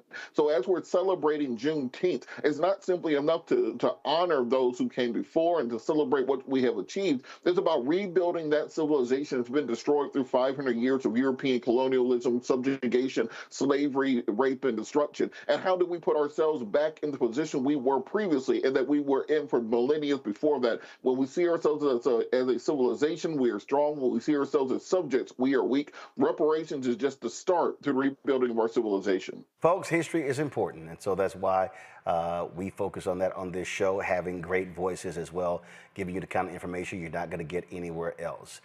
Robert, Rebecca, I appreciate y'all joining us today on this Juneteenth. Thank you so very much. Folks, I will be broadcasting live tomorrow from, hold up, go back to Rebecca. Rebecca, you were late with the flag. Rebecca, you got to show that a little bit earlier. All right, Ted. All right, so I appreciate that. All right, folks, tomorrow I'm broadcasting live from Los Angeles. I'll be there for the Beverly Hills Cop sequel airing on Netflix. I'll be interviewing Eddie Murphy and others associated with the movie. So look forward to that. We'll be bringing that to you soon. So definitely tune in. Hey, if you missed the Gerald Horne interview, you know what, Keenan, let's restream that later so people can actually check that out so they can see the full interview, because again, it's a fascinating discussion of that book that Gerald wrote. And so we appreciate that. Folks, your support for this show is critically important. Listen, you heard what Chris said at the top of the show. You don't have shows out here doing the kind of work that we're doing. I'm just telling you that right now. We talk about building something that's Black-owned and building it where we control it, or we're not asking anybody's permission. That's why it matters. I can guarantee you, there is not a single show on any of those networks that dedicated not the full 2 hours to Juneteenth, not an hour to Juneteenth, not 30 minutes to Juneteenth. I guarantee you they didn't dedicate 15 minutes to Juneteenth.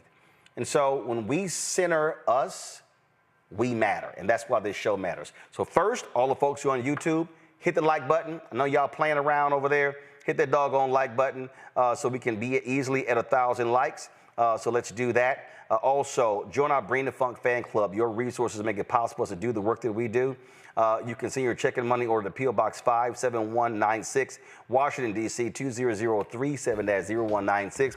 Yeah, I see 848 likes. Y'all, we should be at 1,000. So YouTube folks, y'all need to hurry the hell up. We need 152 more likes to hit 1,000. So let's go.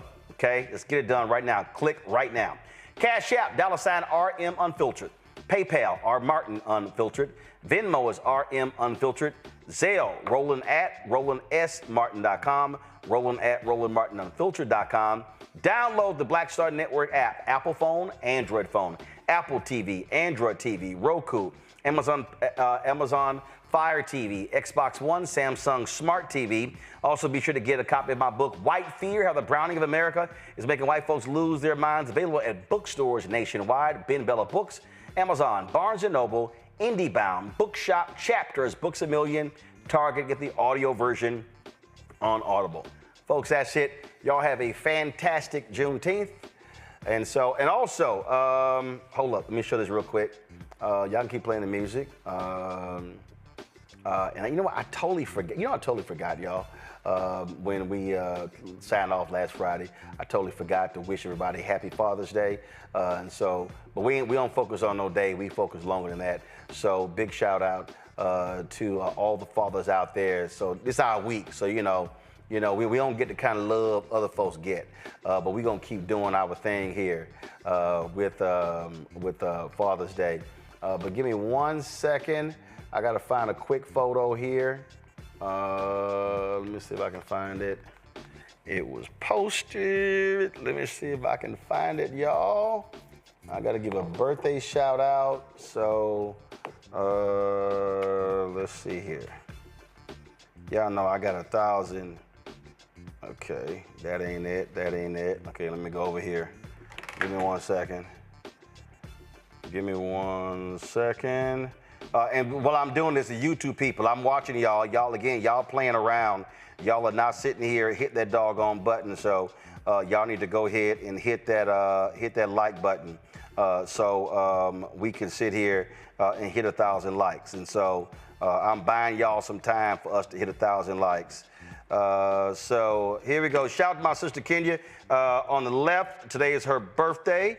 Her birthday is Juneteenth. So happy birthday, Kenya. She's there with with the older sister, my sister Levita. She's right behind me. So shout out to Kenya on her birthday. All right, folks, that is it for us.